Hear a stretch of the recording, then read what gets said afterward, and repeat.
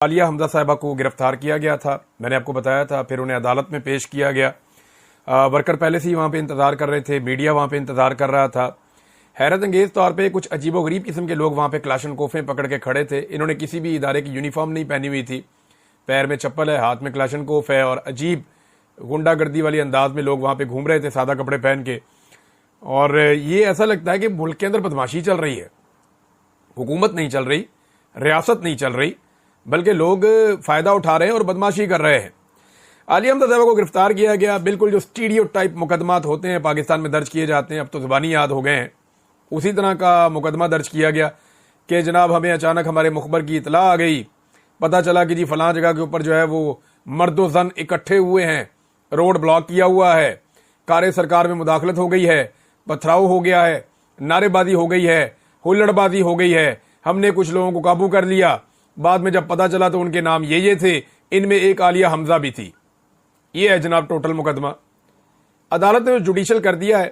عالیہ حمزہ صاحبہ نے کچھ سٹیٹمنٹس بھی اس حوالے سے دیے ہیں، انہوں نے وہاں پہ بات کی اور یہ بتایا کہ ہمیں رات حبس بھیجا میں رکھا گیا ہے، کیا آج ہمارا آئی او جو انویسٹیگیشن آفیسر ہے وہ قرآن پر حلف دے گا؟ جو کرنا ہے کر لو، میں نے پولیس کو کہا لڑکوں کو گرفتار نہ کرو، مجھے کر لو۔ بطور چیف آرگنائزر پنجاب میں نہیں دیکھ سکتی کہ میرے سامنے میرے کارکن اٹھائے جائیں۔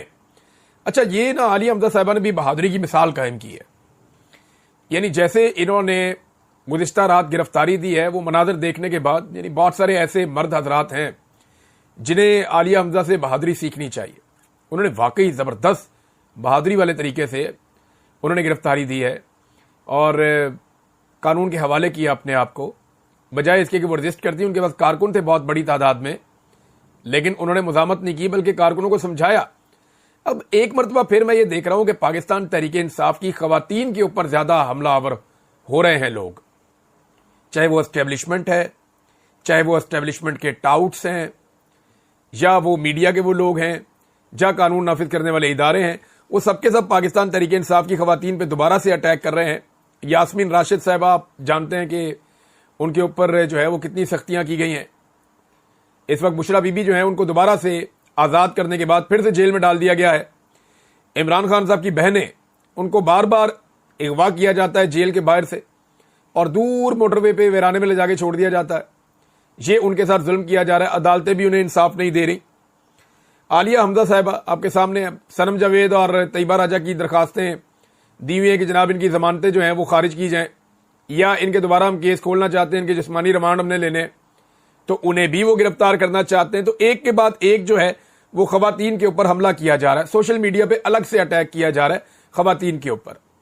تو اس مرتبہ کیونکہ دیکھیں نا، خواتین پاکستان تحریک انصاف کی ایک بڑی طاقت ہے، اس طاقت کو توڑنے میں پاکستان کی اسٹیبلشمنٹ اور حکومت ناکام رہی ہے، اور اب وہ پوری طاقت کے ساتھ اسٹیبلشمنٹ اور حکومت مل کر اپنے ٹاؤٹس کے ذریعے سے خواتین کے اوپر حملہ آور ہے۔ یعنی ذرا سی چھوٹی سی کوئی بات ہو جائے، کوئی ٹویٹ کر دے تو یہاں پہ محبتی مافیا آ جاتا ہے، وہ یہ کہتے ہیں جی عورت کی عزت، عورت کا احترام۔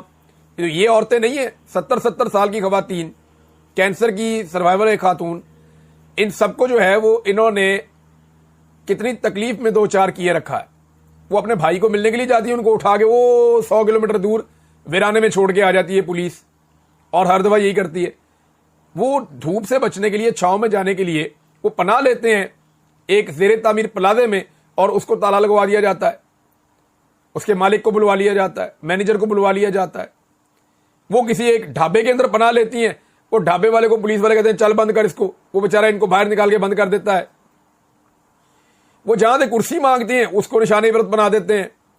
تو یہ اس وقت پاکستان کا نظام چل رہا ہے کہ خواتین کو اٹیک کیا جا رہا ہے، اور یہ ڈیلیبریٹلی کیا جا رہا ہے، جان بوجھ کر کیا جا رہا ہے کہ خواتین کے اوپر اٹیک کرو، ان کو وولنریبل کرو، ان کے اوپر جو ہے وہ حملہ آور ہو جاؤ سارے مل کے، تاکہ پاکستان تحریک انصاف کی سپورٹ کرنا خواتین چھوڑ دیں۔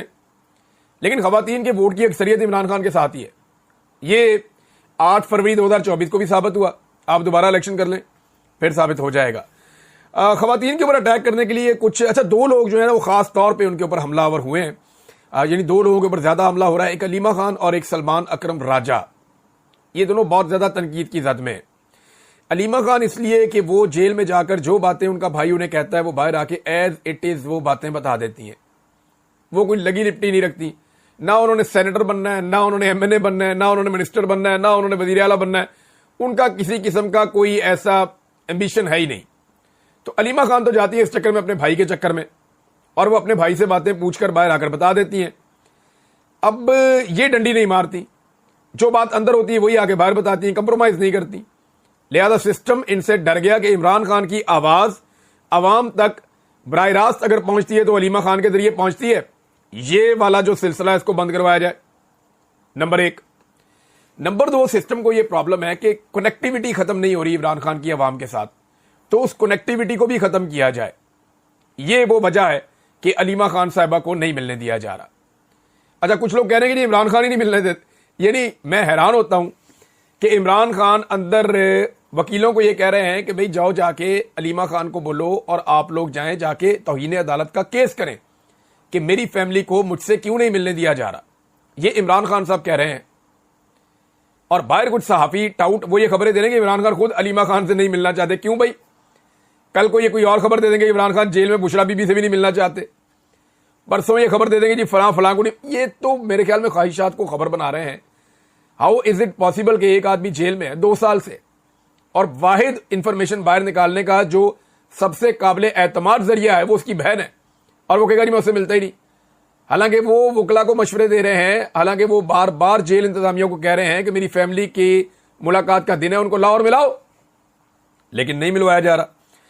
تو سب سے زیادہ اٹیک ایک تو علیمہ خان اور دوسرا سلمان اکرم راجہ صاحب پہ اس لیے کیا جا رہا ہے کہ راجہ صاحب کا معاملہ یہ ہے کہ وہ بھی بات وہی کرتے ہیں اور اندر پہنچاتے ہیں جو بات پہنچائی جانی چاہیے. مثال کے طور پہ عمران خان صاحب کو ابھی تک نہیں پتا کہ ان کی بہنوں کے ساتھ کس قسم کا سلوک کیا جاتا ہے.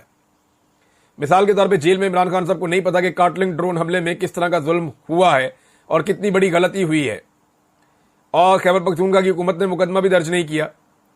مثال کے طور پہ عمران خان صاحب کو بالکل نہیں پتا کہ معدنیات کا بل ایکچوئل کیا ہے اور اس کے ذریعے سے کون سے ٹارگٹس ہیں جو اچیو کیے جائیں گے. تو عمران خان صاحب کو جو فلٹر معلومات جیل کے اندر جاتی ہیں تو اندر سے بھی جو عمران خان صاحب کے بیانات ہیں وہ فلٹر ہو کے باہر آتے ہیں. تو سلمان اکرم راجہ اور علیمہ خان صاحبہ ایسے لوگ ہیں جن کے اوپر زیادہ اٹیک کیا گیا ہے, اور یہ ملنے کی کوشش بھی کر رہے ہیں. ایک پارٹی کے سیکرٹری جنرل ہیں, ایک بہن ہے. اب روکا جا سکتا ہے نا, علامہ راجہ ناصر عباس صاحب اگر ان کو نہ ملنے دیں تو اتنا رولا نہیں پڑتا کہ یار دوسری پارٹی کے لوگ ہیں, مل سکتے ہیں ٹھیک ہے, نہیں ملتے نہ ملائیں.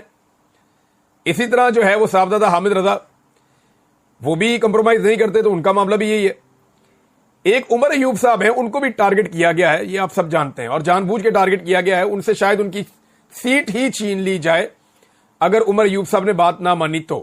بہرحال وہ فی الحال کمپرومائز تو انہوں نے نہیں کیا. شیر افضل مروت صاحب نے کچھ سٹیٹمنٹ دیے ہیں, انکشافات کیے ہیں اپنی طرف سے علیمہ خان صاحبہ کے بارے میں. شیر افضل نے کہا کہ علیمہ خان کا رویہ انتہائی غیر انسانی ہے, ان کی زبان آگ اگلتی ہے, پارٹی رہنماؤں کو بدزبانی کر کے ذلیل کرتی ہے. ان کے کہنے پر شہباز گل, عمران ریاض کھل کر میرے خلاف بولے ہیں. عمر ایوب سمیت سب لوگ P T I social media سے ڈرتے ہیں, کسی میں جرت نہیں کہ گالیوں کا جواب دے سکے.